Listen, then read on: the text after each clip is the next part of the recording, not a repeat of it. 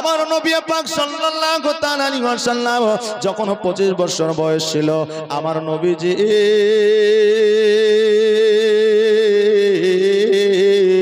আমির হামজা নিজের চাচাকে বললেন, চাচা গো আমার যথেষ্ট বয়স হয়ে গেছে, আমার 25 বছর বয়স হয়ে গেছে, ওগো চাচা আমি কর্ম করতে চাই, কাজ করতে চাই, আমার জন্য একটা কাজ খুঁজে দেন, আমার জন্য একটা কর্ম খুঁজে দেন, আমি কর্ম করব, কাজ করব।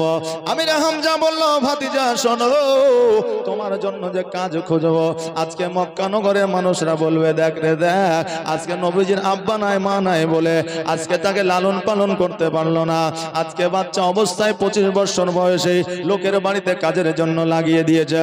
আমার নবীজি বলল, চাচা আজকে মানুষ কি বললো তাতে কোনো যায় আসে না, কারণ আজকে কাজ যদি না করি মানুষ বলবে মুহাম্মদ সাল্লাল্লাহু তাআলা আলাইহি ওয়াসাল্লাম কাজ করে না।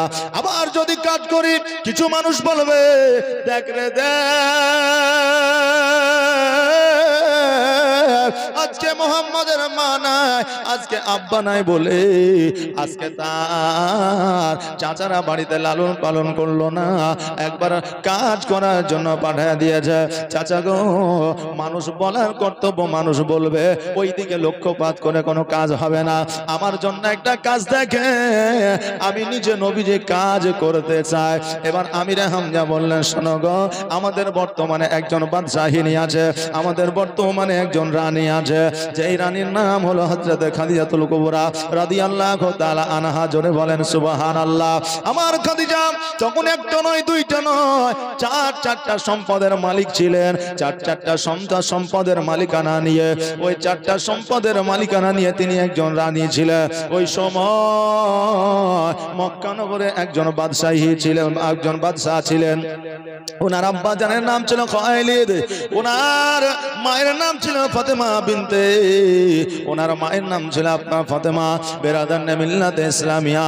এবার ওনার একটা সম্পদ, ওনার যে তৃতীয় বিবাহ হয়েছিল, 3টা স্বামীর সম্পদ, 4র্থ সম্পদ নিয়ে উনি আপনার বসবাস করতেছিলেন। ওই সম্পদের মধ্যে আমার নবী পাক সাল্লাল্লাহু তাআলা আলাইহি ওয়াসাল্লামকে একটা কাজ দিয়েছিলেন।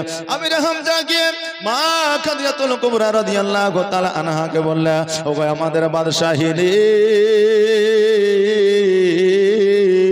আমার বাড়িতে একটা আমার ভাতিজা আছে যার নাম হলো মুহাম্মদুর রাসূলুল্লাহ সাল্লাল্লাহু তাআলা আলাইহি ওয়াসাল্লাম। 25 বছর বয়স হয়েছে, তরুণ যুবক, তোমার বাড়িতে কাজ করতে চায়, তুমি কি তাকে কাজে লাগাইবে? যদি কোনো কাজ থাকে আমাকে বলতে পারো, আমি আমার ভাতিজাকে সেই কাজটায় লাগিয়ে দিতে পারি। আমার মা খাদিজাতুল কুবরা রাদিয়াল্লাহু তাআলা আনহা বললেন, শোনো গো আমার বাড়িতে সেই রকম কোনো কাজ না, তবে একটা কাজ আছে, যে কাজটা হলো বকরি চড়ানো, ছাগল চড়ানো কাজ। ছাগল চড়ানোর জন্য আমার কোনো কাজের লোক না, যদি ওই কাজটা করে আমি ওই কাজে লাগিয়ে দিতে পারবো, যদি তোমার ভাতিজা যদি চায় ওই কাজের মধ্যে আসতে পারে। এবার আমার নবী পাক সাল্লাল্লাহু তাআলা আলাইহি ওয়াসাল্লামকে আপনার জিজ্ঞাসা করা হলো। আমার নবীজি বলে, চাচা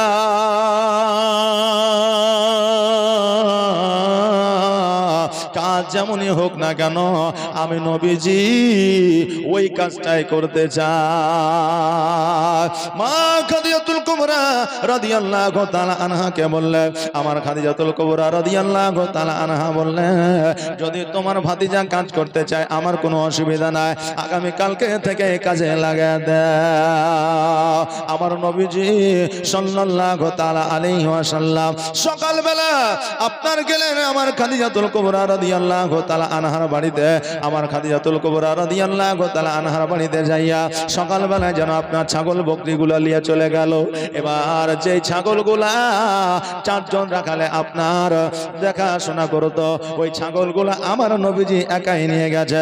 এবার খাদিজাতুল কুবরা রাদিয়াল্লাহু তাআলা আনহা চিন্তা করে, হায় রে, যেই ছাগলগুলো 4টা রাখাল বাগালে রুখতে পারে না, ওই ছাগলগুলো মুহাম্মদ একাই কেমন করে চড়াবে?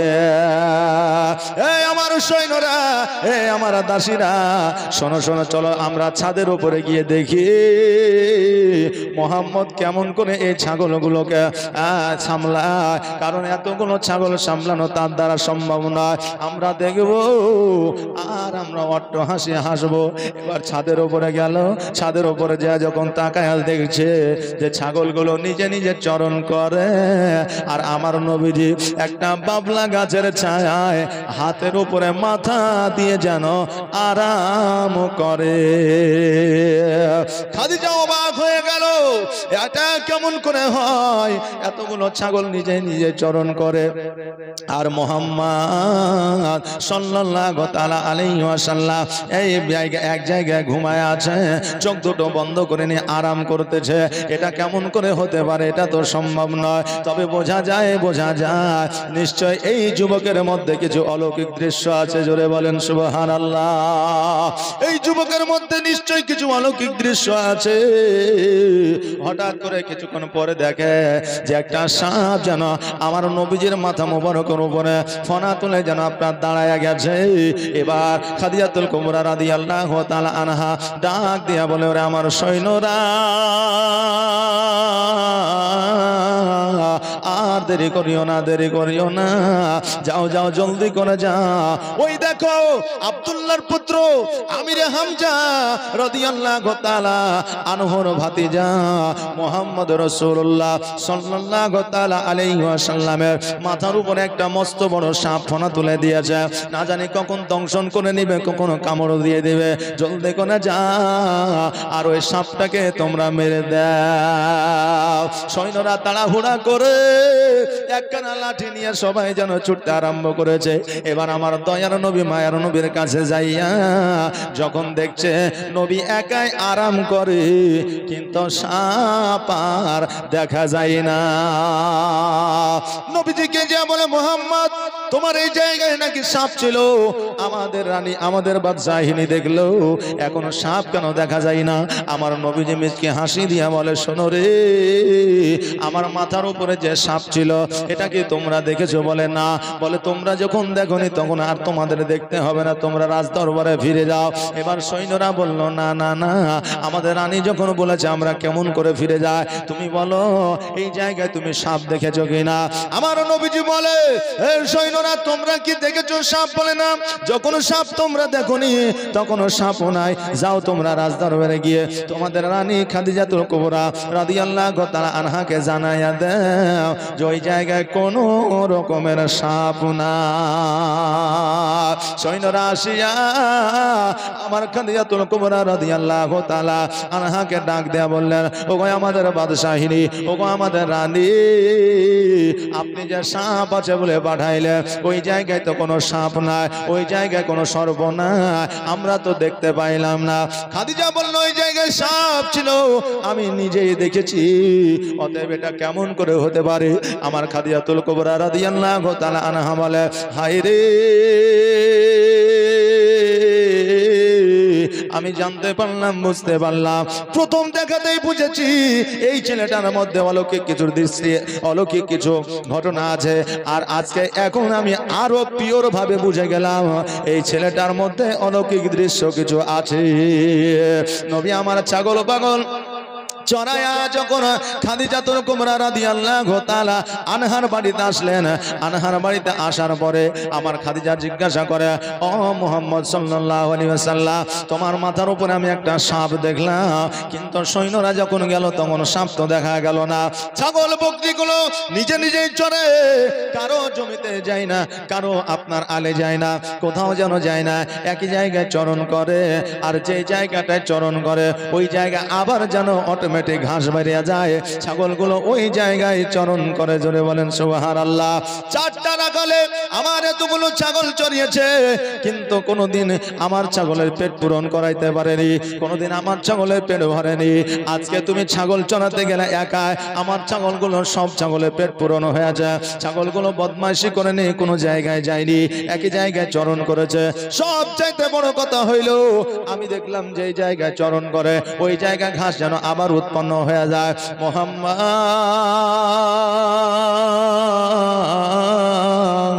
এটা কেমন করে সম্ভব? আমার নবীজি ডাক দিয়া বলে, ওগো আমাদের বাদশাহিরে, ওগো আমাদের রানী, আমি হলাম নবী, আমার নাম হলো মুহাম্মদ রাসূলুল্লাহ সাল্লাল্লাহু তাআলা আলাইহি ওয়াসাল্লাম। আমি যখন গাছের ছায়াতে যখন আরাম করতেছিলাম, বাবলা গাছের ছায়ায় আকাশের সূর্যটা যেন আমার মুখের উপরে মিটমিট করে পড়তেছিল। আমার মুখের উপরে যখন আকাশের সূর্যের আলোটা যখন আমার মুখে পড়তেছিল, ওই সাপ ওই পথ দিয়ে যাইতেছিল, আমার মুখে আলো দেখিয়া ওই সাপে ফনা তুলিয়া ওই সূর্যটার আলোটাকে ছায়া করেছিল। জোরে বলেন সুবহানাল্লাহ। ও খাদিজা, শুধু এটাই নয়, এটাই নয়, আমি যে ছাগল বকরিগুলোকে নিয়ে গিয়েছিলাম চরানোর জন্য, ওই ছাগল বকরিগুলো একে অপরে মিটিং করে নিয়ে যায়, একে অপরে আলোচনা করে নিয়ে যায়। কারণ প্রত্যেকটা জিনিসের সর্দার থাকে, ছাগলের দলেরও সর্দার থাকে। এবার ছাগলের সর্দাররা ছাগলদের বলে দিয়ে যায়, শোনো রে, এতদিন আমাদের যে চরণ করতে এসেছিল তারা ছিল জগতের সাধারণ মানুষ, তারা ছিল জগতের মানুষ। আজকে যারা আমাকে চরণ করতে আসছে সে হলো আখেরি পয়গম্বর জনাবে মুহাম্মদ রাসূলুল্লাহ সাল্লাল্লাহু তাআলা আলাইহি ওয়াসাল্লাম। দোনো জাহানের বাদশা, দোনো জাহানের নেতা আজকে আমাদেরকে আসছে চরণ করতে। অতএব আমাদের দ্বারা যেন কোনো ভুল না হয়ে যায়, আমাদের দ্বারা যেন কোনো মিস্টেক না হয়ে যায়। কারণ আমাদের দ্বারা যদি কোনো ভুল হয়ে যায় আর আমার নবী যদি বিরক্ত হয়ে যায়, কিয়ামতের দিন জবাব দিতে পারবো না। ও খাদিজা, এই জন্য ছাগলগুলোতে কোনো জায়গায় যায় না, আর কোন রকম যেন তারা এদিক ওদিক ছড়াছড়ি করে না।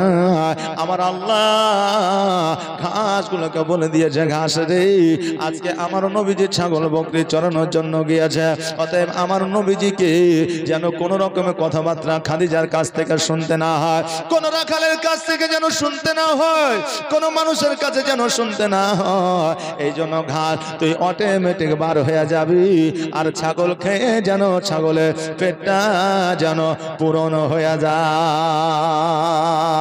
এই জন্য আমার আল্লাহর অর্ডারে, আমার আল্লাহর আদেশে ঘাস যেন অটোমেটিক বাহির হয়ে যায়। খাদিজা বুঝতে পারলেন, জানতে পারলেন যে সন্তানটা জগতের সাধারণ সন্তান নয়, এই যুবকটা জগতের সাধারণ যুবক নয়। এই জন্য খাদিজাতুল কুবরা রাদিয়াল্লাহু তাআলা আনহা তিনি চিন্তা করে, হায় রে, এই ছেলেটিকে, এই যুবকটিকে আর ছাগল চরানোর দায়িত্বে দেওয়া যাবে না, এই যুবকটাকে বকরি চরানোর দায়িত্ব দেওয়া যাবে না।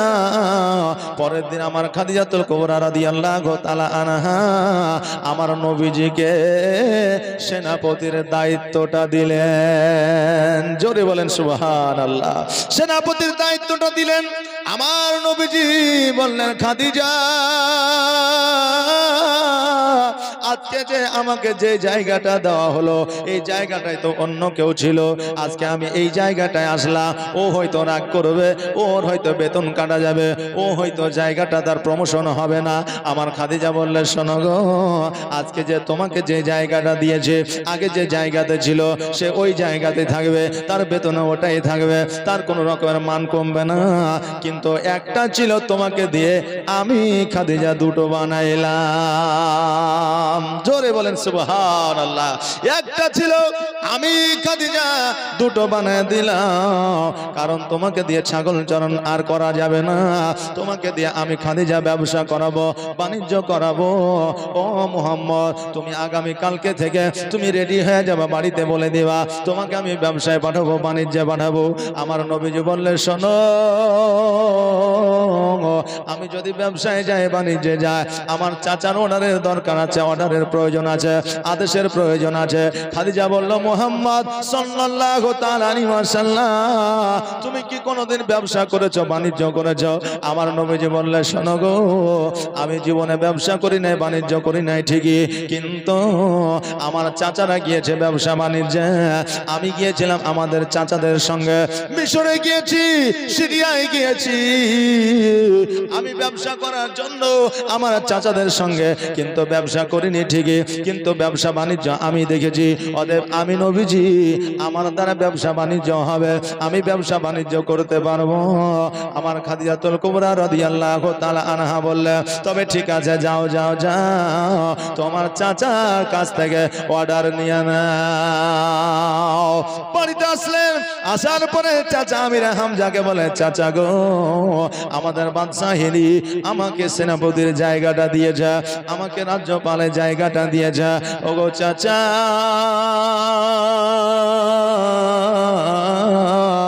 আজকে আমাকে বিদেশে বাণিজ্যের জন্য পাঠাতে চায়। আমার আমির হামজা বলল, ভাতিজা তুমি কি বলতে চাও?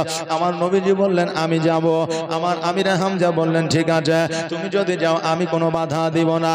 কারণ হইল তোমার যথেষ্ট বয়স হয়েছে, আজকে তুমি বাণিজ্যে যাবা, আজকে তোমার জ্ঞান বাড়বে, বুদ্ধি বাড়বে, ব্যবসা সম্পর্কে তোমার অভিজ্ঞতা হবে। কিন্তু আমার নবীজি আখেরি পয়গম্বর, কোনো জ্ঞানের অভাব নাই, কোনো বুদ্ধির অভাব নাই, এটা তখনও তারা জানতো না।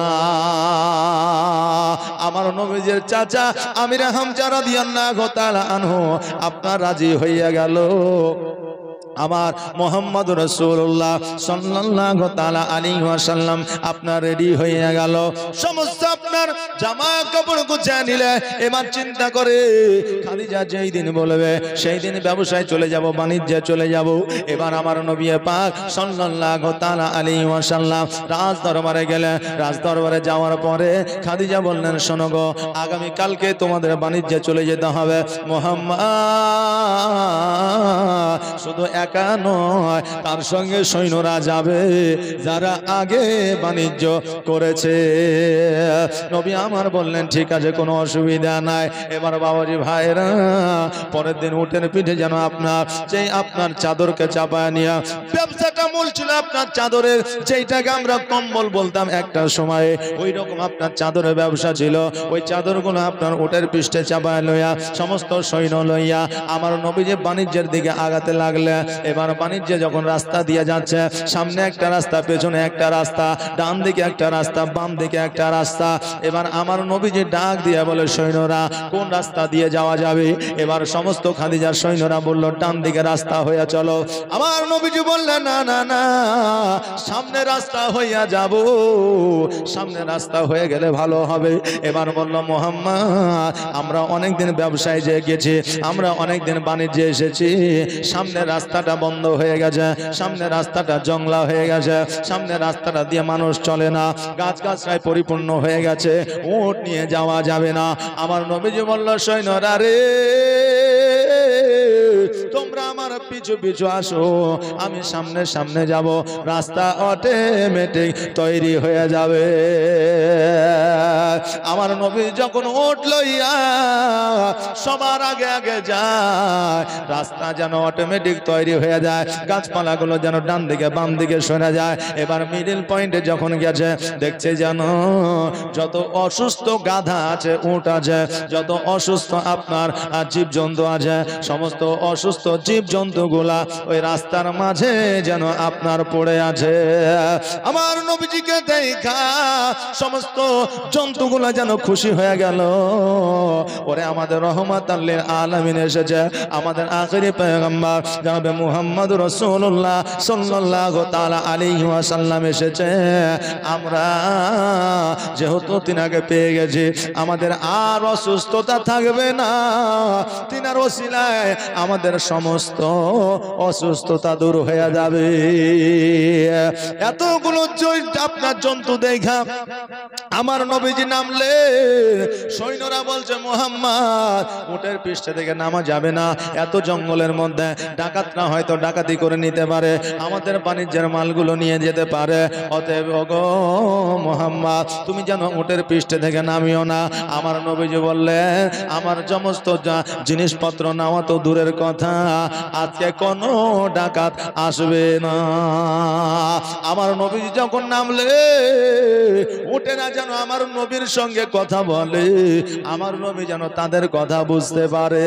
উঠেরা বলছে হুজুর গো আমাদের জন্য একটু দোয়া করে দেন আল্লাহর দরবারে, আমাদেরকে যেন আল্লাহ সুস্থ বানায় দেয়, আমাদের জন্য একটু ফরিয়াদ করে দেন গো হুজুর, আমাদের অসুস্থতা যেন দূর হয়ে যায়। আমার নবী যে আল্লাহর দরবারে হাত দুখানা তুলে দোয়া করলেন, আমার আল্লাহ বলে হাবিব আপনার দোয়া আমি কোনোদিন ফিরিয়ে দিই না, আজকেও ফিরিয়ে দিব না, কিয়ামত পর্যন্ত ফিরিয়ে দিব না। জোরে বলেন সুবহানাল্লাহ। ওগো হাবিব আপনি যখন বলেছে আমি আল্লাহ সমস্ত জন্তুগুলাকে আমি সুস্থ বানায়া দিলাম। আল্লাহর নবী নূরের নবী গো আপনি নবী আমার আজীবনের জীবন, আপনি আমার জীবন সাথী, অন্ধকার কবরের বাতি, আপনি নবী আমার নির্জনের একজন।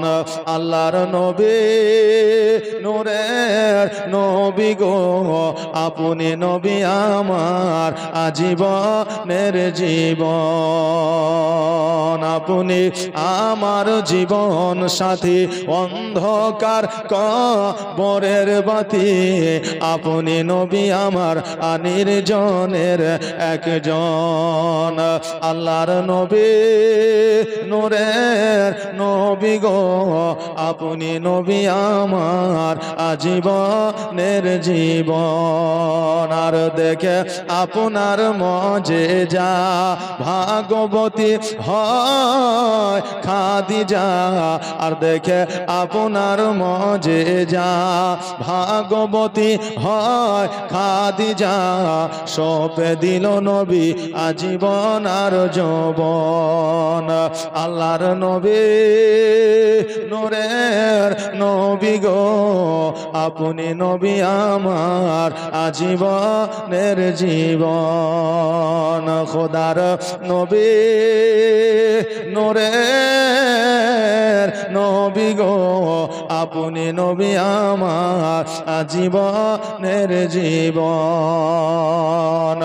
ও বাবাজি ভাইরা আমার নবী পাক সাল্লাল্লাহু তাআলা আলাইহি ওয়াসাল্লাম ওইখান থেকে ব্যবসায় গেলেন 6 মাসের আপনার জিনিসপত্র নিয়ে, 1 মাসে আপনার ব্যবসা কমপ্লিট করে দিয়ে বাড়ি ফিরে আসছে। আমার খাদিজাতুল কুবরা রাদিয়াল্লাহু তাআলা আনহা দাসীদেরকে ডাক দিয়ে বলে দাসীরা রে আমার বাড়িতে যে যুবক কাজ করে যার নাম হলো মুহাম্মদুর রাসূলুল্লাহ সাল্লাল্লাহু তাআলা আলাইহি ওয়াসাল্লাম, যার আব্বার নাম হলো আব্দুল্লাহ, যার মায়ের নাম হলো মা আমিনা রাদিয়াল্লাহু তাআলা আনহা, যার দাদার নাম হলো আব্দুল মুত্তালিব, যার চাচার নাম হলো আমির হামজা, ওই মুহাম্মদ ব্যবসা করে মনে হয় আমার বাড়ির দিকে আসছে। সৈন্যরা বলল, দাসীরা বলল খাদিজা এটা কেমন করে সম্ভব হয়? 6 মাসের জিনিসপত্র নিয়ে গেছে ব্যবসা করার জন্য, 1 মাস তো পুজে নাই, এর মধ্যে কেমন করে আসতে পারে? এবার বলল হ্যাঁ হ্যাঁ আমি বুঝতে পারছি, আমি জানতে পারছি। বলে ছাদের উপরে গেলে বোঝা যাবে আসছে কিনা। এবার যখন দাসীদের নিয়ে ছাদের উপরে গেছে, দেখছে যেন আমার নবীজি সমস্ত দল বল নিয়ে আমার খাদিজার রাজ দরবারের দিকে যেন আসতেছে। দাসীরা বলল খাদিজা আজকে আমার নবী মুহাম্মদুর রাসূলুল্লাহ সাল্লাল্লাহু তাআলা আলাইহি ওয়াসাল্লাম যে আসছে এটা কেমন করে জানলে? আপনি কি ওই নবীর মহব্বতে পড়ে গেছেন? খাদিজা বলল না না না আমি এখনো পর্যন্ত মহব্বতে পড়ি না, আমি একটা নয় দুইটা নয় তিনটা স্বামী হারিয়েছি, আমার মনে তো আর বিবাহ করার ইচ্ছা সাধনা, অতএব আমার মন যেন বলছে ওই যুবক মোহাম্মদ যেন আমার বাড়ির দিকে আসে। যেই খুশবু আমি পেয়েছিলাম আমার বাড়িতে যে কয়দিন কাজ করেছে ওই খুশবু যেন আমি পাই, ওই জন্য আমি বললাম দেখছি সত্যি সত্যি মোহাম্মদ যেন আমার বাড়িতে আসে। এবার বাবাজি ভাইরা, আমার খাদিজাতুল কুবরা রাদিয়াল্লাহু তাআলা আনহা ছাদের উপর থেকে যেন নিচের দিকে আসলে, আমার নবীজি যেন আপনার রাজ দরবারে প্রবেশ করলে, রাজ দরবারে প্রবেশ করার পরে আমার খাদিজাতুল কুবরা রাদিয়াল্লাহু তাআলা আনহার হাতে যেন আপনার টাকাগুলো উঠায় দেয়, পয়সা গেল যেন উঠায় দেয়। খাদিজা বলল মুহাম্মদ 6 মাসের জিনিসপত্র নিয়ে গিয়ে 1 মাসে বিক্রয় করে দিয়ে চলে আসছো, কারণটা কি? বলে সব জিনিসপত্র সেল হয়ে গেছে, আমরা বেকার থেকে আর কি করব? বলে লাভ করেছো না লস করেছো? আমার খাদিজাতুল কুবরা রাদিয়াল্লাহু তাআলা আনহা যখন বললে, আমার নবীজি ডাক দিয়া বললেন ওগো আমাদের বাদশাহী রে, লাভ হয়েছে না লস হয়েছে একবার টাকা দেখলে বুঝতে পারবেন। আমার খাদিজা যখন আপনার টাকা পয়সাগুলো দেখছে, যেই জয় টাকার আপনার জিনিসপত্র কিনেছিল, জয় টাকার মালপত্র কিনেছিল, তার চাইতে 4 গুণ বেশি যেন আমার নবী লাভ করেছে। জোরে বলেন সুবহানাল্লাহ। আমার খাদিজাতুল কুবরা রাদিয়াল্লাহু তাআলা আনহা সমস্ত টাকাগুলো গণার পরে যেই টাকা আপনার ব্যবসায় লাগিয়েছিল তার চাইতে দ্বিগুণ লাভের টাকা নিয়ে বাকি টাকাটা আমার নবীর হাতে উঠাইয়া দিলেন। খাদিজা বললেন মুহাম্মদ আজকে তোমার কাজ দেখে, তোমার কর্ম দেখে, আজকে তোমার ব্যবসা দেখে, বাণিজ্য দেখে আমি খাদিজাতুল কুবরা রাদিয়াল্লাহু তাআলা আনহা বড় খুশি হয়েছি, এই জন্য তোমাকে এই টাকাগুলো উপহার স্বরূপ দিয়ে দিলাম। আমার নবীজি সমস্ত টাকাগুলো নিয়ে যেন আমার আমিরে হামজা রাদিয়াল্লাহু তাআলা আনহার কাছে যেন আপনার পৌঁছে গেল। পৌঁছে যাওয়ার পরে ওই সমস্ত টাকাগুলো চাচার হাতে উঠাইয়া দিছে। এবার চাচা বলতে যে ভাতিজা আজকে যে তুমি টাকাগুলো আমাকে দিছ, আজকে এই টাকাগুলো আমাকে দেওয়া দরকার কি, প্রয়োজন কি? আমার নবীজি বললেন চাচা গো আজকে আমার মা নাই, আজকে আমার আব্বা নাই, আজকে আমার জীবনের সর্বপ্রথম উপার্জন করা টাকা আজকে আমার মা বেঁচে থাকলে মায়ের হাতে দিতাম, আজকে আমার আব্বা বেঁচে থাকলে আমার আব্বার হাতে দিতাম। ওগো চাচা আজকে আমার মাও নাই, আব্বাও নাই, এই জন্য আমার অভিভাবক এখন আপনি, অতএব টাকাগুলো আপনাকে আমি দিলাম। আহারে আমার নবী পাক সাল্লাল্লাহু তাআলা আলাইহি ওয়াসাল্লাম আব্বার জন্য মায়ের জন্য একটু 2 চোখের পানি ছেড়ে দিয়ে কান্দে। চাচা গো আজকে যদি আমার মা থাকতো, আজকে যদি আমার আব্বা থাকতো, আমার জীবনের প্রথম উপার্জন টাকা লইয়া আমার মা কতই না খুশি হইতো, আমার আব্বা কতই না খুশি হতো। ওগো চাচা এই জন্য আমি এই টাকাগুলো আপনাকে দিতে চাই, আপনিও যেন আমার আব্বার মতো খুশি হয়ে যান। চাচা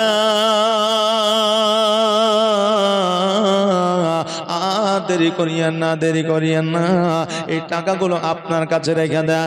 আমার হযরতে আমিরে হামজা রাদিয়াল্লাহু তাআলা আনহু ওই টাকাগুলো যেন আপনার নিজের কাছে রাখলে। এই দিকে খাদিজাতুল কুবরা রাদিয়াল্লাহু তাআলা আনহা তার সৈন্যদের বলল, সৈন্যরা 1 মাসে কেমন করে এতগুলো জিনিসপত্র সেল করে দিল? সৈন্যরা বলল, হে আমাদের বাদশাহী রে, হে আমাদের রানী, আমরা দেখলাম তার মধ্যে অলৌকিক ঘটনা। বলে কেমন অলৌকিক ঘটনা? বলে রাস্তা দিয়ে যখন যাইতেছিলাম গাছপালা যেন নবীকে অটোমেটিক রাস্তা দিয়ে দেয়। আমরা দেখলাম বন জঙ্গলের জন্তুরা অসুস্থ হয়ে পড়েছিল, যারা চলতে পারতেছিল না, পায়ে ঘা ছিল, গলায় ঘা ছিল, গায়ে ঘা ছিল, তাদের সমস্ত ঘা যেন ভালো হয়ে গেল, তারা যেন চলতে পারলো। শুধুমাত্র মোহাম্মদ একটু হাত তুলে কি যেন বলল, আর সকলে যেন সুস্থ হয়ে হয়ে গেল। আমার খাদিজাতুল কুবরা রাদিয়াল্লাহু তাআলা আনহা আমার নবীজির যখন অলৌকিক ঘটনাগুলো শুনলে, ঘটনাগুলো শোনার পরে দাসীদের সামনে সবসময় আমার নবীর যেন নাম করে, আমার নবী পাক সাল্লাল্লাহু তাআলা আলাইহি ওয়াসাল্লামে যেন কথাবার্তা বলে। দাসীরা বলল, এ খাদিজা, আজকে যে নবী নবী করো, মুহাম্মদ মুহাম্মদ করো, আজকে শোনো শোনো, তুমি মুহাম্মদের প্রেমে পড়ে গেছো, অতএব তুমি যদি বলো মুহাম্মদকে বিবাহের প্রস্তাব দিয়ে দিব। খাদিজাতুল কুবরা রাদিয়াল্লাহু তাআলা আনহা বলে, আমি আর জীবনে বিবাহ করব না, নিয়াত করেছিলাম আর জীবনে আমার বিবাহ হবে না, এটা আমি ভেবেছিলাম, তবে আমি নবীজিকে বিবাহ করতে চাই। তবে দাসী শোনো রে, তোমরা প্রস্তাবটা নবীকে দিবা, কেউ যেন জানতে না পারে আর নবী যেন অস্বীকার না করে। দাসীরা বলল, হে আমাদের বাদশাহিনী, আজকে নবী মুহাম্মদ রাসূলুল্লাহ সাল্লাল্লাহু তাআলা আলাইহি ওয়াসাল্লামকে বিবাহের প্রস্তাব দিব। আজকে মুহাম্মদ বিবাহের প্রস্তাব মেনে নিবে, কারণ হলো আজকে তোমার রূপ আছে, আজকে তোমার গুণ আছে, আজকে তোমার জমি আছে, জায়গা আছে, টাকা আছে, পয়সা আছে, অট্টালিকা আছে, ধন সম্পদ আছে, আমার মুহাম্মদ রাজি হইয়া যাবে, এইটুকু তুমি মনে রাখতে পারো। বলল ঠিক আছে, তবে তোমরা প্রস্তাবটা দাও। এবার আমার খাদিজাতুল কুবরা রাদিয়াল্লাহু তাআলা আনহার একজন সৈন্যকে পাঠায়া দিল। এবার আমার নবীজের কাছে আসিয়া বলল, মুহাম্মদ তোমার জন্য একটা সুখবর আছে, একটা ভালো খবর আছে। আমার নবীজি বললেন, কি ভালো খবর, কি সুখবর? বলে, সুখবরটা হলো এ যে খাদিজা তোমাকে বিবাহ করতে চেয়েছে। নবী আমার বলল, শোনো রে, বিবাহ করতে চেয়েছে ভালো কথা, আমি হাও বলতে পারবো না, নাও বলতে পারবো না, কারণ আমার অভিভাবক আছে, আমার অভিভাবক হলো চাচা আমিরে হামজা। আমার চাচা যদি রাজি হইয়া যায়, আমি নবী রাজি হইয়া যাব। আমার চাচা যদি রাজি হয়ে যায় তা আমি নবী আমিও রাজি হয়ে যাব। এবার কি করলো, আমার খাদিজাতুল কুবরা রাদিয়াল্লাহু তাআলা আনহার কাছে খবরটা পৌঁছে গেল। আমার খাদিজাতুল কুবরা রাদিয়াল্লাহু তাআলা আনহা আমার নবীজির চাচা আমিরে হামজা রাদিয়াল্লাহু তাআলা আনহুকে ডেকে পাঠালেন। এবার আমিরে হামজা আমার খাদিজাতুল কুবরা রাদিয়াল্লাহু তাআলা আনহার দরবারে আসলেন। আসার পরে বললেন, ও আমার বাদশাহিনী, ও আমাদের রানী কি বলছেন বলো। আমার খাদিজাতুল কুবরা রাদিয়াল্লাহু তাআলা আনহা তিনি যেন আপনার প্রস্তাবটা দিলেন। আমার আমিরে হামজা বললেন, শোনো গো, আমি যদি নবীকে বলি সে অমত করবে না, তবে আমরা তো রাজি, তবে নবীজিকে একবার বলে দেখি। কেমন আদর্শ দেখে, বিয়েতে চাচা রাজি, কিন্তু ভাতিজাকে একবার জানার প্রয়োজন মনে করেছে। কিন্তু আমরা বর্তমানে আমাদের ছেলেদের যখন বিয়ে দিই, আমাদের মেয়েদের যখন বিয়ে দিই, আমরা আমাদের ছেলে মেয়েদের মত জানতে চাই না, যে আমি যেখানে বলবো সেখানে হয়ে যাবে। বাবজি ভাইরা, এবার দেখা যায় যে 1 মাস পরে 2 মাস পরে ওই স্বামী আর স্ত্রীর মধ্যে আর মিল নাই, দেখা যায় যে শেষ পর্যন্ত আপনার তালাকনামা বাড়িতে পৌঁছে যায়। বাবজি ভাইরা, তাই আমরা সুন্নাত মোতাবেক কাজ করব। মেয়ের পছন্দ কিনা ছেলের পছন্দ কিনা একটু জানার চেষ্টা করব। আল্লাহ পাক রব্বুল আলামিন সেই তৌফিক যেন দান করে। সকলে বলে আমিন। একটা আওয়াজ দিয়ে বলেন না আমিন। বেরাদার, আমার খাদিজা যখন প্রস্তাব দিলেন, আমার আমিরে হামজা বললেন, ঠিক আছে, আমি মুহাম্মদকে একবার জেনে নিয়ে মুহাম্মদের প্রস্তাবটা কি আছে। এবার বাড়িতে আসলে আমার নবীজিকে ডাক দিলেন। আমার নবীজি আসলেন, আসার পরে বললেন, মুহাম্মদ তোমার বিবাহের প্রস্তাব এসেছে। এমন একটা রাজ দরবার থেকে বিবাহের প্রস্তাব এসেছে, যার বাড়িতে তুমি কাজকর্ম করো, যার নাম হলো খাদিজাতুল কুবরা রাদিয়াল্লাহু তাআলা আনহা। তুমি কি বিয়েতে রাজি আছো? আমার নবীজি বললেন, চাচা গো, তুমি রাজি আছো কিনা বলো। আমিরে হামজা বলল, আমরা তো রাজি আছি। আমার মুহাম্মদ রাসূলুল্লাহ সাল্লাল্লাহু তাআলা আলাইহি ওয়াসাল্লাম বললেন, চাচা তোমরা যদি রাজি হয়ে যাও, আমি নবী আমিও রাজি, কিন্তু আমার 3টা শর্ত রয়েছে। চাচা গো, তোমরা যখন রাজি তো আমি নবী আমিও রাজি, কিন্তু আমার এর মধ্যে 3টা শর্ত রয়েছে। আমার নবীজির চাচা আমিরা হামজা বলল, কি শর্ত আছে? আমার নবীজি বললেন, তিনটা শর্তের মধ্যে প্রথম শর্ত হইল তার যত সম্পদ আছে, অট্টালিকা আছে, জমি জায়গা আছে, সমস্ত সম্পদ অট্টালিকা গুলা গরিব মিসকিন এতিমের মধ্যে বিলি বন্টন করে দিতে হবে। আর দ্বিতীয় শর্ত হইল আমি যে কাপড় যে পোশাকটা দিব ওই পোশাকটা পরিধান করে থাকতে হবে। আর তৃতীয় শর্ত হইল আমি যদি একটা খেজুর খাইতে দিই এক সপ্তাহ পরে ওই সময় ফকির দরবে যদি হাজির হয়ে যায়, নিজে এক সপ্তাহ না খাইয়া ওই খেজুরটা ফকিরের মধ্যে বিলি বন্টন করে দিতে হবে। আমিরা হামজা বললাম, মুহাম্মদ এটা কি করে সম্ভব? এটা কি করে সম্ভব? কারণ একজন রানী যে জীবনে কোনোদিন পোশাকের অভাব বুঝেনি, যে জীবনে কোনোদিন খাওয়া দাওয়ার অভাব বুঝেনি, যে রানী জীবনে কোনোদিন তোমার বাড়িতে যা আসবে আর বাড়িতে আসার পরে যা সমস্ত জমি জায়গা দান করে এই খেজুর গাছের ছাউনিতে থাকবে, এই খেজুর গাছের ছাউনিতে কোনোদিন থাকেনি, এটা কেমন করে সম্ভব হতে পারে? অতএব ভাতিজা, তুমি যদি বিয়ে না করো ডাইরেক্ট বলে দাও, আর যদি বিয়ে করো তো তাও বলে দাও। এই সমস্ত শর্ত দিলে খাদিজা যদি রাজি না হয় তো হয়তো আমাদেরই হয়তো জেলখানায় বন্দি করে দিতে পারে, আটক করে দিতে পারে, যেহেতু ও এখন বাদশা, ও এখন রানী।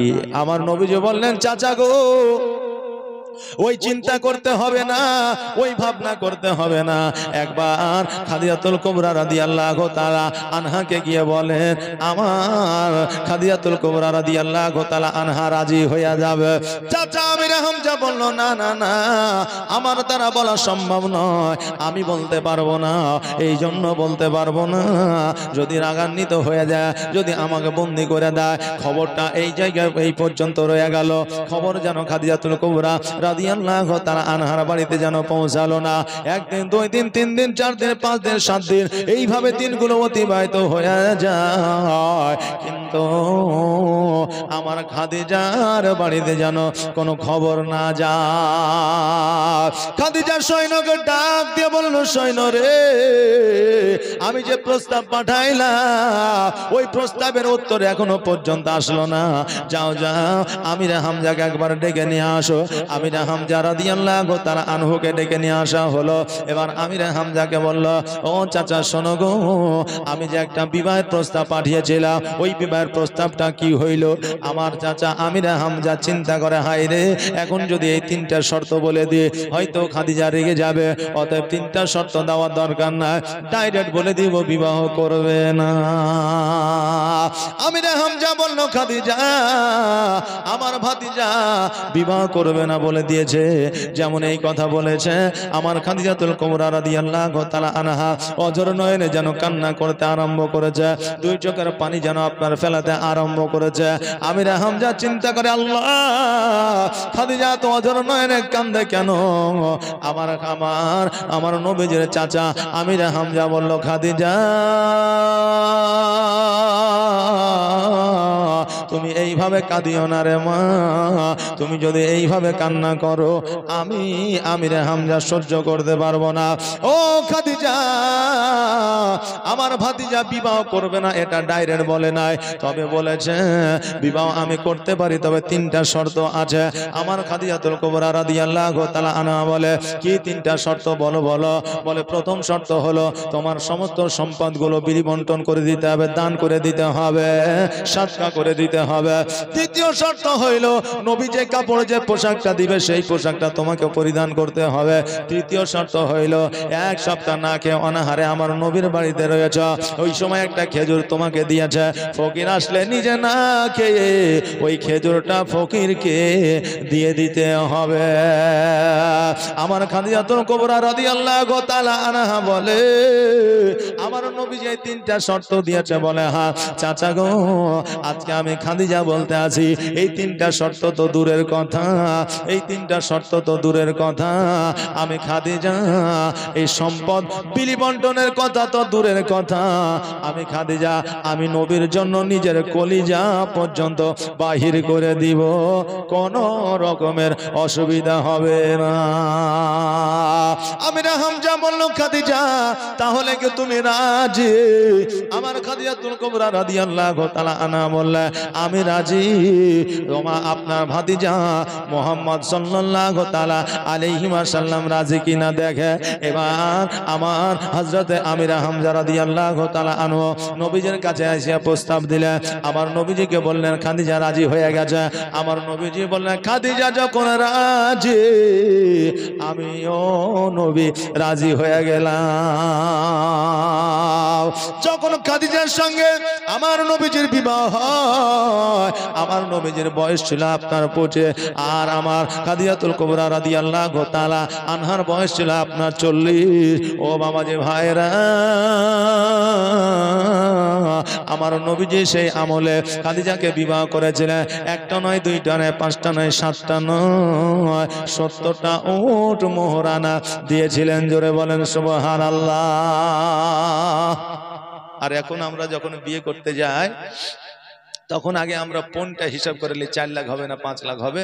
তারপরে যখন মোড়ল বলে যে হাজি পণ তো হয়ে গেল 4 লাখ টাকা, এখন বাইক, এখন সোনার মালা, তারপরে ভালো ভালো খাট সুকেশ আলনা সব হয়ে গেল, তো এবার মোহরানাটা করে নেন। তো বলে কত আর করবো, 1001 টাকা করেন নাকি বলে। মানে মোহরানাটা আমাদের জন্য প্রযোজ্য জায়েজ, আর ওই মোহরানাটা হালাল, আর হালাল এই জন্য আমরা 1001 টাকা করে, আর যেটা আমাদের জন্য হারাম সেটাকে আমরা 5 থেকে 6 লাখ টাকা করি। আমরা কোন জায়গায় আছি একবার হিসাব করে দেখেন বাবজি ভাইরা। এইদিকে সারা রাত আপনার গান বাজনা হয়েছে, বিয়ে করতে যাবে, সকালবেলায় জামাই গোসল করছে, গোসল টোসল করে এবার যখন মৌলভী সাহেব ইমাম সাহেব যখন আপনার বিয়ে পড়াতে এসেছে, বলছে লা ইলাহা ইল্লাল্লাহ, ও বলছে লা ইলাহা ইল্লুল্লাহ, ই বলছে মুহাম্মাদুর রাসূলুল্লাহ, তো ও বলছে মুহাম্মাদুর রাসূলুল্লাহ। তো এই মৌলভী সাহেব বলছে যে হইল না লা ইলাহা ইল্লাল্লাহ, তো বলছে লা ইলাহা ইল্লুল্লাহ। মৌলভী সাহেব বলছে হইল না, তখন পাশে থেকে কিছু বুঝলেন মুড়ল মাতাবর, কিছু আপনার বয়স্ক লোক থাকে, বলে হ্যাঁ মৌলভী সাহেব বুঝতে পারছে না, জোয়ান ছেলে যা বলছে ওয়াই মাইনালেন, যে জোয়ান ছেলে যা বলছে ওয়াই মাইনালেন, এই যে বলে। আচ্ছা ওর কলেমা পড়া দরকার আছে না নাই? হ্যাঁ, এখন যুবকদের নিউ জেনারেশনের ছেলেদের যদি বলা হয় যে ভাই কলেমাটা পড়ো, তো কলেমা আর জানে না। বলে আরে ভাই তুই যে মুসলমান ঘরের ছেলে, তুই কলেমা পড়িস নি? বলে কলমা কবে পড়েছে আমার মনে নাই। মানে আসলে ও কলমা পড়েছে এক মুসলমানের সময়, আর দ্বিতীয়ত হইলো ওই আপনার বিবাহের সময়, তাছাড়া কলেমা পড়ায়নি। তবে যদি ফারাজির দলে পড়ে যায় তোমার কলেমা তো আর হইল না, ওই একবারই। কথা কি বুঝতে পারলেন আমার? ওই একবারই। বাবজি ভাইরা ছেলেদেরকে একটু শিক্ষা দিবেন। কাছে মাদ্রাসা আছে, নসিপুর ফুরকানিয়া মাদ্রাসা, মাশাআল্লাহ আজকে পুরো আপনার পশ্চিম বাংলার মধ্যে একটা বিখ্যাত মাদ্রাসা, খ্যাতনামা মাদ্রাসা। এই মাদ্রাসায় বহু ছেলে আপনার আলেম হয়েছে, ওলামা হয়েছে, দেশ বিদেশে এখন জালসা করে বেড়াচ্ছে। আর আপনার দেশের মাদ্রাসার আপনার ছেলে যায় না, তাই না? আপনার ছেলে যায় না, মাদ্রাসায় পাঠাবেন, একটু অ্যারাবিক শিক্ষা দিবেন। আর অ্যারাবিক যদি শিক্ষা না দেন তাহলে এমন একটা সময় আসবে যে সময়টায় আপনার ছেলে অপমান হবে, আপনার ছেলে অপদস্থ হবে, তখন আপনার নামটাও খারাপ হবে। এক যুবকের বুঝলেন বিয়ে হয়েছে, নতুন শ্বশুর বাড়ি গেছে। এবার নতুন শ্বশুর বাড়ি যাওয়ার পরে এবার শুক্রবারের দিন এখন শাশুড়ি বলছে যে হ্যাঁ গো বাপ তুমি নামাজ পড়ো না? তো বলছে না কোনোদিন তো মসজিদে যাই না। তো এবার যাও মসজিদে নামাজটা পড়ে আসো, নতুন বিয়ে শাদী, নতুন জামাই, লোকে কি বলবে, নামাজটা পড়ে আসো। ও বলছে নামাজ তো জীবনেও পড়ি না, নামাজ তো কি কেমন করে পড়ে তাও জানি না। তো বলছে খেপা কথা, নামাজ পড়া আবার জানতে হয়, শিখতে হয়। মসজিদে যাবা, দেখবে তোমার পাশে যে নামাজ পড়ছে তার দেখে দেখে পড়ে নিবে, তোমার নামাজ পড়া হয়ে যাবে। কিছু মুসল্লি এরকম দেখনেওয়ালা মুসল্লি আছে না নাই? মসজিদে যাবে আল্লাহু আকবার, হাত বাঁধে তাকাচ্ছে সুবহানাল্লাহ। এবার ওকে যদি বলে যে আরে ইমাম সাহেব কি সূরা পড়েছে, হ্যাঁ লাদ্রি জানি না। আচ্ছা বলতো একামত কখন হয়েছে, খুতবার আজান কখন হয়েছে তাও জানি। ওকে যদি বলা হয় যে তো মসজিদে কটা ফ্যান আছে, তো ডাইরেক্ট হলো 16টা। মানে ও নামাজে দাঁড়িয়ে যায়, ওর টোটালি ফ্যান কটা ওর গণা হয়ে গেছে। কথা বুঝলেন না? এইরকম মুসল্লি আমাদের আছে বাবজি ভাইরা, তবে রাগ করিয়েন না, যেটা বাস্তব সেটাই বলছি। এবার ওই যুবক কেন মসজিদে গেছে, যাওয়ার পরে এবার দেখছে সবাই নামাজ পড়ছে আর একজনই বসে আছে, সেটা হচ্ছে ইমাম। ইমাম সাহেব আগে আগে যাই, আর আগে আগে যাই তার জন্য তাহিয়াতুল উজু, তারপরে দুখুলুল মসজিদ, এগুলো নামাজ ওর পড়া হয়ে যায়। ও চুপ করে বসে থাকে, মুসল্লিরা কাজকর্ম করে পরে যায় বলে ওদের নামাজ পড়তে একটু দেরি হয়। তো বলছে আরে সাতটা ধরতে পারবো না, তো ইমাম সাহেবের পেছনে যেয়ে দাঁড়াই, ও যখন শুরু করবে তখন আমি শুরু করব। এবার ইমাম সাহেব খুতবা হয়েছে, হ্যাঁ, এবার খুতবা হওয়ার পরে একামত হয়েছে, নামাজে দাঁড়াইছে, আল্লাহু আকবার বলেছে, আর আপনার আল্লাহু আকবার বলে সূরা পড়েছে, সূরা মিলে আলছে, এবার রুকু সেজদায় গেছে, জামায় রুকু সেজদায় গেছে, এবার জামায় নতুন লুঙ্গি পেছনে বাড়িয়ে আলছে, আর পেছনকার মুসল্লির মাথায় লাগে আর লুঙ্গি উঠে গেছে। আর যেমনই ওর লুঙ্গি উঠে গেছে তো ও ভাবছে মনে হয় যে নামাজের মধ্যে এটা আছে, কথা বুঝলেন না। পরের রেখাতে ও একবারে প্লেস করে ইমাম সাহেবের লুঙ্গিতে মাথা ঢুকাইয়া ও ইমাম সাহেবের লুঙ্গিকে তুলে দিয়েছে। এবার ইমাম সাহেব ওই পাগলা কোথাকার, তো ও ঘুরিয়ে বলছে ওই পাগলা কোথাকার, এখন বলছে যে এও মনে হয় নামাজের মধ্যে আছে।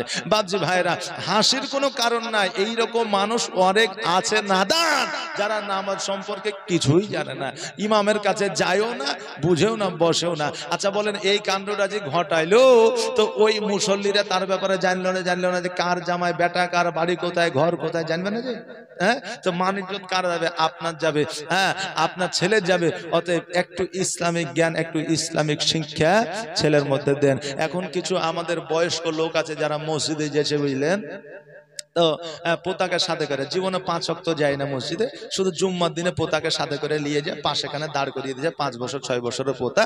এবার ইমাম সাহেব আল্লাহু আকবার বলে হাত বেঁধেছে, ও আল্লাহু আকবার বলে হাত বেঁধেছে, এদিকে ইমাম সাহেব পড়ছে আলহামদুলিল্লাহি রাব্বিল আলামিন আর রহমানির রহিম মালিক ইয়াউমিদ্দিন, নামাজের মধ্যে আছে, খুব মন দিয়ে আছে। এবার পোতা কিন্তু লুঙ্গি ধরে টানছে, দাদু বাড়ি যাবো। ও যায় চুপ, নামাজের মধ্যে জ্বালাস না, কিন্তু ও নামাজের মধ্যে আছে।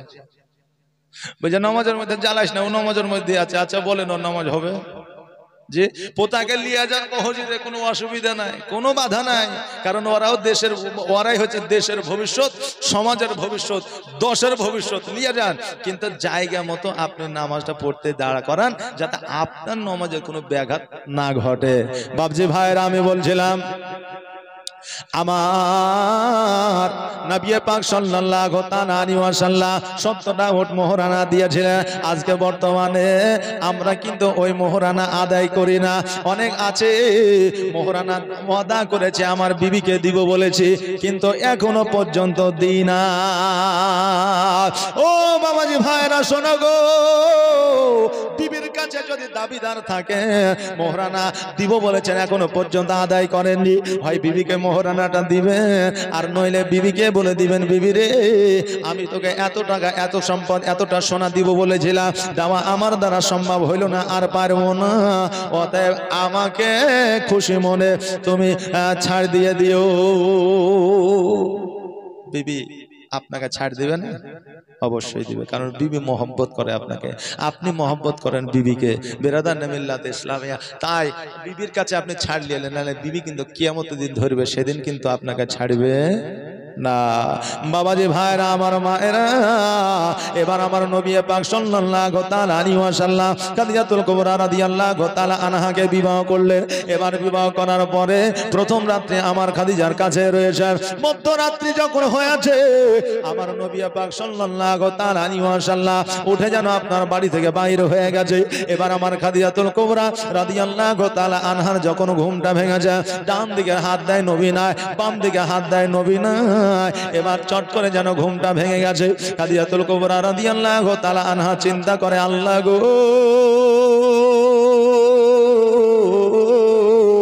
আমার নবী যে আমার পাশে শুয়েছিল, এখন মধ্যরাত্রিকে কেন আমার নবীকে দেখা যায় না?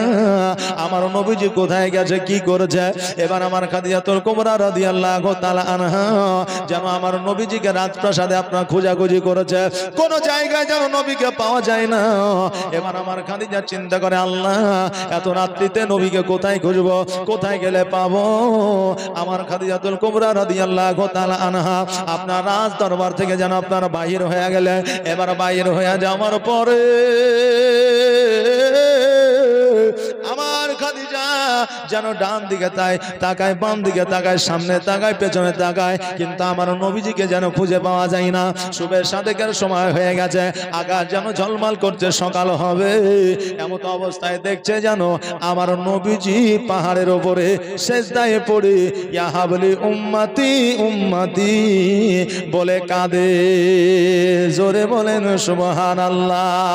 ওগো দিবানা হইয়া ডাকি তোমায়, সারা দাও না গো একবার।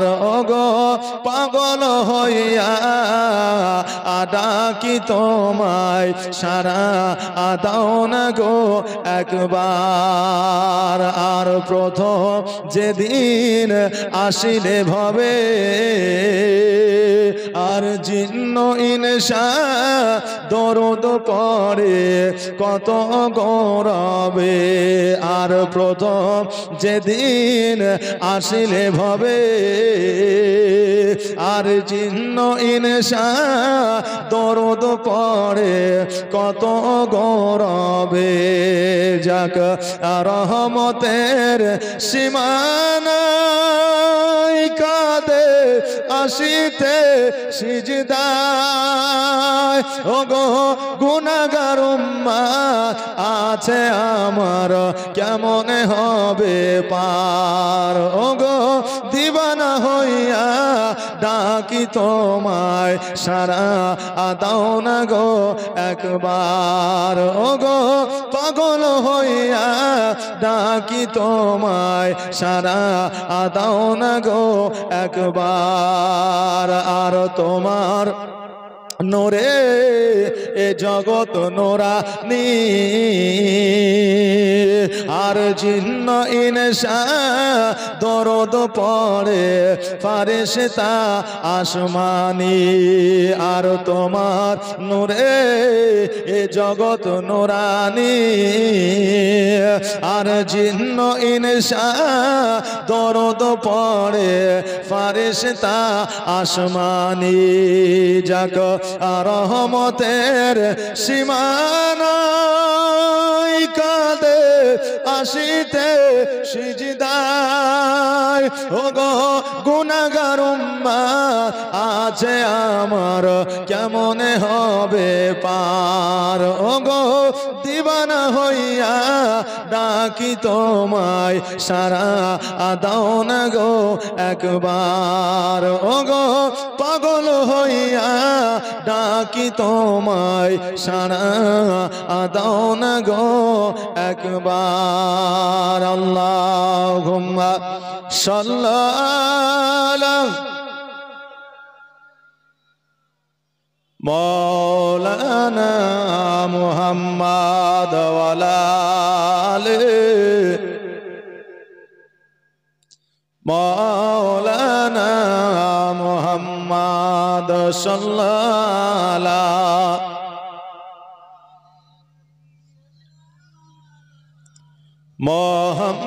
মোহাম্মদ হরদম সবা পাক নামে মোহাম্মদ হরদম সবা শফিয়ানা মোহাম্মদ। ও বাবাজি ভাইরা,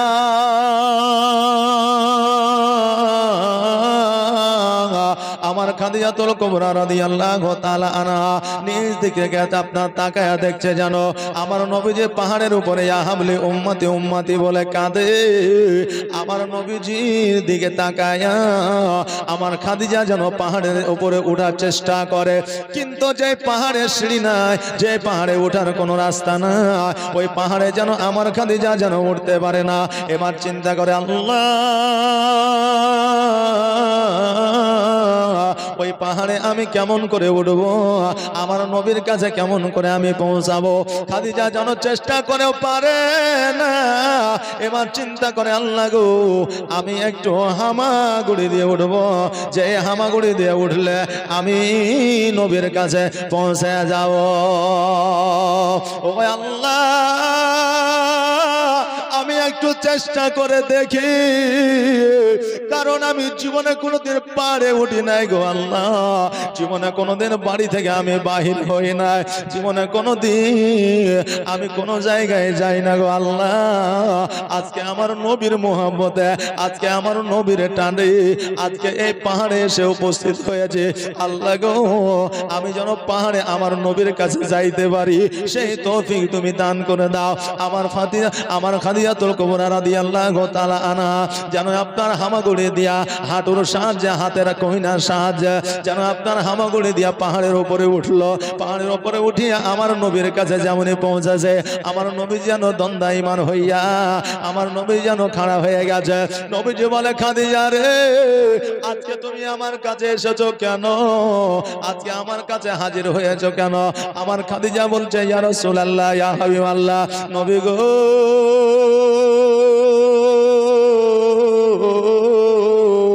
আমি খাদিজা জীবনে কোনোদিন বাড়ি থেকে বাইরে হই না, আমি জীবনে কোনোদিন খালি পায়ে বাইরে হই না, আমি খাদিজা জীবনে কোনোদিন পাহাড়ে উঠি না। ওগো নবীজি, আমি একটা নয়, দুইটা নয়, আমি তিনটা স্বামীকে হারিয়েছি। আজকে আমার বিবাহের রাত্রিতে আজকে আপনি আমার বিছানা থেকে আপনি চলে এসেছেন, আমি আপনাকে না দেখিয়া ওই বিছানায় আমি খাদিজা কেমন করে ঘুমাইতে পারি? ওগো নবীজি, আমার ঘুম আসে না, এই জন্য আমি আমার প্রাসাদ খুঁজলাম, আপনাকে খুঁজে পাইলাম না। এবার আমি খোঁজার জন্য বাহিরে চলে আসলাম, এবার খুঁজতে খুঁজতে জানো আমি আপনাকে এই পাহাড়ের উপরে দেখতে পাচ্ছি। আমার নবীজি বললেন, খাদিজা শোনো রে, আজকে থেকে তুমি আমাকে খোঁজার জন্য বাইরে আসবে না, আজকে খোঁজার জন্য তুমি কোনো জায়গা যাবে না, এই জন্য খোঁজার জন্য কোনো জায়গা যাবে না, কারণ আমি নবীজি ইসলামের প্রচার ও প্রসার করার জন্য আমি বের হইব, কখন কোথায় থাকবো কেউ জানে না, অতএব আমাকে খোঁজার জন্য আর কোনোদিন বাহিরে হবে না। আমার খাদিজাতুল কুবরা রাদিয়াল্লাহু তাআলা আনহা বললেন, ঠিক আছে ইয়া রাসূলুল্লাহ, ইয়া হাবিবাল্লাহ, আপনাকে খোঁজার জন্য আর বাইরে হব না। আমার নবী পাক সাল্লাল্লাহু আলাইহি ওয়াসাল্লাম বললেন, ও খাদিজা, এবার বাড়ির দিকে যাও। আমার খাদিজাতুল কুবরা রাদিয়াল্লাহু তাআলা আনহা যেমনই আপনার দন্দায়মান হবে অমনি যেন একটু আহা করে উঠেছে। নবী আমার বললে, খাদিজা তুমি কেন আহা করলে, কারণটা কি? খাদিজা বলে, ইয়া রাসূলুল্লাহ, ইয়া হাবিবাল্লাহ, নবী গো, আমি যখন পাহাড়ের উপরে উঠেছি আমার হাঁটু আমার কহিনা ক্ষত বিক্ষত হয়ে গেছে, আমার ওই হাঁটু আর কহিনা দিয়ে যেন রক্ত বের হয়, খাম হয়ে গেছে। ওগো নবীজি, আমি যখন দাঁড়াইলাম আমার ওই জায়গাগুলোতে আঘাত পাইলাম, এই জন্য আমি একটু আহা করে উঠলাম। আমার নবীজি বললেন, কোন জায়গা দেখি? আমার খাদিজাতুল কুবরা রাদিয়াল্লাহু তাআলা আনহা দেখালে, আর আমার নবীজি ওই জায়গাগুলোতে থুতু মুবারক লাগিয়ে দিলে। খাদিজা বলতেছে, খোদার কসম করে বলি, আমার নবীজি যখন আমার ক্ষতবিক্ষত জায়গাগুলোতে, যখন আমার কাটা ছেঁড়া জায়গাগুলোতে যখন থুতু মুবারক লাগিয়ে দিলে, খোদার কসম করে বলি, ওই জায়গা কাটা তো দূরের কথা, দাগ পর্যন্ত ছিল না। আমার নবীজি সেই আমলে বড় ডাক্তার ছিলেন, এখনো আছেন, কিয়ামত পর্যন্ত থাকবেন। সেই আমলে আমার নবীজি সবচাইতে বড় বিজ্ঞান ছিলেন, এখনো আছেন, কিয়ামত পর্যন্ত থাকবেন। সেই আমলে আমার নবীজি সবচাইতে বড় দার্শনিক ছিলেন, এখনো আছেন, কিয়ামত পর্যন্ত থাকবেন। আমার নবীর চাইতে বড় বিজ্ঞান, বড় ডাক্তার, বড় দার্শনিক এখনো পর্যন্ত কেউ হতে পারেনি, কিয়ামত পর্যন্ত কেউ পারবে না। নবীর চাইতে বড় বিজ্ঞান, বড় ডাক্তার, বড় মাস্টার, বড় উকিল, বড় হাকিম এখনো পর্যন্ত কেউ হয়নি, কিয়ামত পর্যন্ত হবে না। আর এখন কিছু মানুষ আছে যারা বলে থাকে যে নবী আমার মতো ছিল, নাউজুবিল্লাহি মিন যালিক। এই বলে কি বলে না? বলে যে নবী আমার মতো ছিল। বলে কেমন করে? ও বলবে নবীরও দুইটা চোখ ছিল, আমারও দুইটা চোখ আছে, নবীরও দুইটা হাত ছিল, আমারও দুইটা হাত আছে, নবীরও দুইটা পা ছিল, আমারও দুইটা পা আছে। জোরে বলেন নাউজুবিল্লাহি মিন যালিক। আমার নবী তো হাতের ইশারা দিয়ে চন্দ্রকে দুখণ্ডিত করেছে, আমার নবী তো জাবিরের বাড়িতে থুতু মুবারক দিয়ে খাবারে বরকত দিয়ে দিয়েছে, আমার নবী তো কাফের ইহুদি বেদিনদের চোখ, অন্ধ চোখকে, অন্ধ চোখের জ্যোতি ফিরিয়ে দিয়েছে। তোমার দ্বারা সম্ভব হবে? জি হবে? হবে না। এই জন্য বলছেন বিজ্ঞানীরও বিজ্ঞানী আমার নবীজি। জোরে বলেন সুবহানাল্লাহ। এটা আওয়াজ দিয়ে বলেন না সুবহানাল্লাহ। আর বিজ্ঞানীরাও বিজ্ঞানী, আমার নবীজি এমন একটা দয়ার নবী আর হবে কি, এমন একটা মায়ার নবী আর পাইবা কি। বিজ্ঞানীদের বিজ্ঞানী আমার নবীজি। বিজ্ঞানীরা রথের যুগে আকাশেতে যায়, আমার নবী রকেট ছাড়া মেয়েরা যেতে যায়। জোরে বলেন সুবহানাল্লাহ। এই কিছুদিন আগে রাকেশ শর্মা নামে একজন বিজ্ঞান চাঁদের দেশে গেল না যে, আর চাঁদের দেশে যাওয়ার পরে পুরো পৃথিবীতে তার নাম হইল যে ভারতবর্ষই হলো একটা দেশ যেই দেশের বিজ্ঞান চাঁদের দেশে যেতে পেরেছে, এর আগে কেউ যেতে পারেনি। কত আনন্দ আহ্লাদ করলো তারা। আর আজকে যারা বলে নবী আমার মতো ছিল, ওই নবী মেরাজে গিয়েছিল এটা বললে তাদের মুখখান একটু কেমন যেন চুইমুই হয়ে যায়। আরে আজকে তো কয়েক মাস হলো রকেটের যুগে, প্লেনের যুগে, জাহাজের যুগে, এরোপ্লেনের যুগে চাঁদের দেশে গেল, কিন্তু আজকে থেকে 1442 হিজরি আগে আমার নবীজি গিয়েছিলেন চাঁদের দেশে। তখন প্লেনও ছিল না, জাহাজও ছিল না, রকেটও ছিল না, হেলিকপ্টারও ছিল না, শুধু চাঁদের দেশ তো দূরের কথা, সপ্তম আসমান ভেদ করে গিয়ে আবার আল্লাহর সঙ্গে দিদার করেছিলেন। জোরে বলেন সুবহানাল্লাহ। আল্লাহর সঙ্গে দিদার করেছিলেন। আর আজকে ওই নবীর কথা বললে এদের গায়ে নাকি একটু বাঁধে। হায় হায় হায়, তুমি কেমন মুসলমান, ইহুদিদের দালালি আর কতদিন করবা। কবি বলছেন আগের যুগের আর বিজ্ঞানীদের বিজ্ঞানী আমার নবীজি। বিজ্ঞানীরা রথের যুগে আকাশেতে যায়, আর আমার নবী রকেট ছাড়া মেয়েরা যেতে যায়। ওরে এই যুগে কি এমন বিজ্ঞান আর হবে কি, ওরে এই যুগে কি এমন বিজ্ঞান আর হবে কি।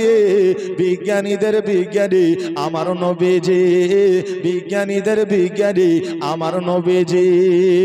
আবু বকর সিদ্দিকের সাপে কামড়াইলো, আর আমার নবীর থুতু দিয়া ভালো হয়ে গেল। জোরে বলেন সুবহানাল্লাহ। আমার নবী যখন মক্কা থেকে মদিনায় হিজরত করছিলেন, একটা গুহায় আশ্রয় নিয়েছিলেন, সাপে দংশন করেছিল। খুব অল্প সময় বলছি, কারণ ফতেমার জীবনী ফতেমার কাছে পৌঁছাবো, কিন্তু তার আগে এইটা আমাদের দরকার আছে। বেরাদার মিল্লাত ইসলামিয়া সাপে দেখা করবে আমার নবীর সঙ্গে, তো সুযোগ নাই। এবার দেখলো যে একটাই সুযোগ, হয় আবু বকরের পায়ে আমাকে দংশন করতে হবে, না হলে আমার আর কোনো সুযোগ নাই। তা আবু বকরের পায়ে কিন্তু দংশন করে দিল। আর আবু বকরের পায়ে যখন আপনার দংশন করে দিল, তো আপনার সমস্ত শরীর বিষে আপনার কাতর হইয়া যায়, সবুজ বর্ণ হয়ে গেল। আপনার বিষের জ্বালা সহ্য করতে না পারিয়া চোখ দিয়ে অশ্রু ঝরে আমার নবীজির মুখমণ্ডলের উপরে পড়লো। জোরে বলেন সুবহানাল্লাহ। আমার নবীজির চোখ দুটো খুলে বলছে, আবু বকর তোমার চোখে পানি? বলে হুজুর আমাকে সাপে দংশন করেছে, আমি বিষের জ্বালা সহ্য করতে না পেরে আমার চোখ দিয়ে অশ্রু ঝরে গেছে। আমার নবীজি বললেন কোন জায়গায়? বলে পায়ের তালুতে। আমার নবীজি থুতু মুবারক লাগিয়ে দিলেন। আবু বকর বলছে খোদার কসম করে বলি, আমার নবী যখন থুতু মুবারক লাগিয়ে দিলেন, তো আমার সমস্ত সাপের বিষ পানি হয়ে গেল। জোরে বলেন সুবহানাল্লাহ।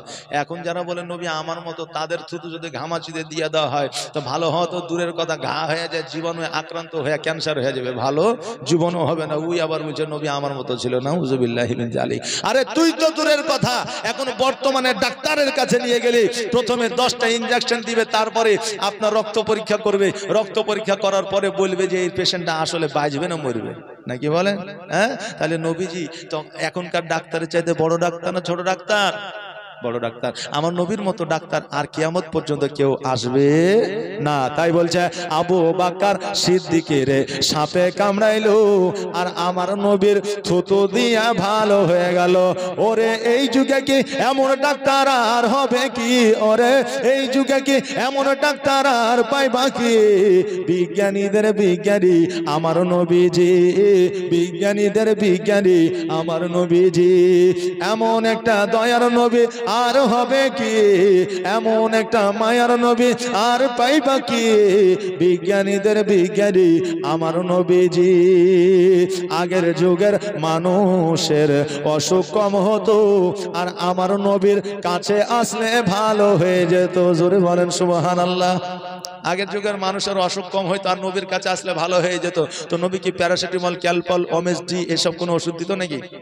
জি, তখন এসব ওষুধ ছিল না। কি দিত? নবী আমার কিছু কোরআন আয়াত দিতেন, হ্যাঁ, নবী আমার কিছু গাছগাছরা দিতেন, মানুষের রোগ ভালো হয়ে যেত। বাবজি ভাইরা, আরে এখন আমরা যদি ইমামের কাছে যাই একটু ফুং ফাং নিতে, তো অনেক মানুষ আছে বলে এগুলো শিরক। করা যাবে না, তাই বলে। আরে নবীজি যেহেতু আমাদেরকে উম্মতিদের জন্য হুকুম দিয়েছে, আদেশ দিয়েছে, সেহেতু আমরা ইমামের কাছে যে আমি কেন কোরআনের আয়াত আমি নিতে পারবো না, কেন তেল পানি পড়া নিতে পারবো না? কারণ ইমাম সাহেব তো তিনার বংশধরের কোনো আপনার দোয়া তাবিজ দেয় না, দেয় কি দেয় না? বাবজি ভাইরা তাই বলছে, আগের যুগের মানুষের অসুখ কম হতো আর আমার নবীর কাছে আসলে ভালো হয়ে যেত। ওরে এই যুগে কি এমন ওঝা আর হবে কি? ওরে এই যুগে কি এমন ওঝা আর হবে কি? বিজ্ঞানীদের বিজ্ঞানী আমার নবীজি, বিজ্ঞানীদের বিজ্ঞানী আমার নবীজি, এমন একটা দয়ার নবী আর হবে কি? এমন একটা মায়ার নবী আর পাইবা কি? বিজ্ঞানীদের বিজ্ঞানী আমার নবীজি। আল্লাহুম্মা সাল্লাল্লাহু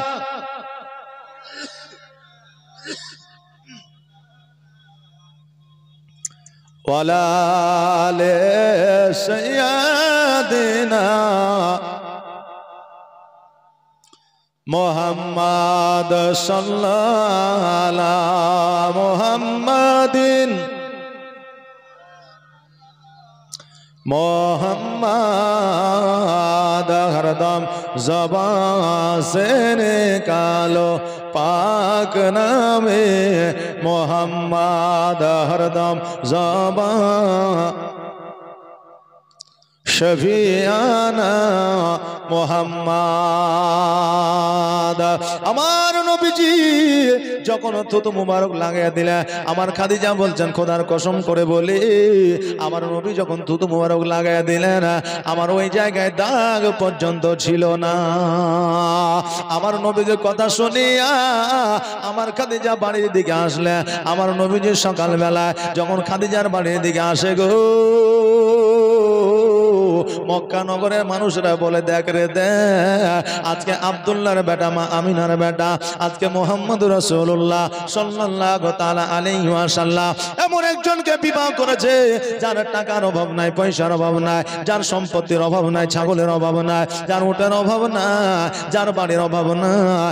আজকে ওই মহিলাকে বিবাহ করেছে, আজকে ওই মহিলাকে বিবাহ করে আজকে সমস্ত সম্পদের মালিকানা নবীজি যেন নিয়েছে। আমার নবী যখন এই সমস্ত কথা শুনলেন গো, আমার নবীর দুই চোখ দিয়ে অশ্রু ঝরে যায়। আমার নবীজি বলে, আল্লাহ, আজকে যদি আমার মা বেঁচে থাকতো, আজকে যদি আমার আব্বা বেঁচে থাকতো, আজকে যদি আমার দাদা বেঁচে থাকতো, আজকে মক্কা নগরে মানুষের ক্ষমতা হইতো না, আজকে আমাকে এই রকম করে কথা বলবে। ও আল্লাহ, আজকে আমি খাদিজা সমস্ত সম্পদগুলো গরিব মিসকিনদের মধ্যে বিলি বন্টন করে দিব। আমার নবীজি সমস্ত কথাগুলো শুনিয়া খাদিজাতুল কুবরা রাদিয়াল্লাহু তাআলা আনহার বাড়িতে আসলে, আসার পরে একটা ঘরে আমার নবীজি যেন অঝর নয়নে কান্না করে, আল্লাহ,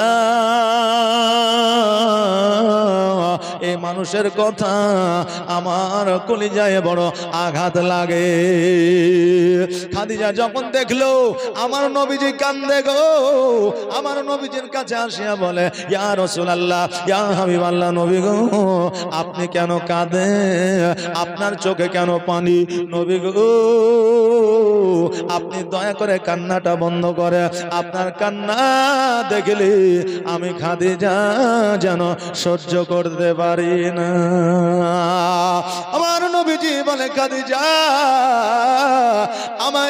আমি কাঁদি এই জন্য রে যে আমাকে আজকে মক্কা নগরে মানুষরা এইরকম কথা বলে। ও খাদিজা, তুমি কি পারবা না তোমার এই সমস্ত সম্পদগুলো বিলি বন্টন করে দিতে, সমস্ত সম্পদগুলো দান করে দিতে? খাদিজা বললেন, ইয়া রাসূলুল্লাহ, ইয়া হাবিবাল্লাহ, আমার এই সম্পদ তো দূরের কথা, আজকে আপনি চাইলে আমার চামড়া পর্যন্ত আপনার পদতলে বিছায় দিতে পারি। জোরে বলেন সুবহানাল্লাহ।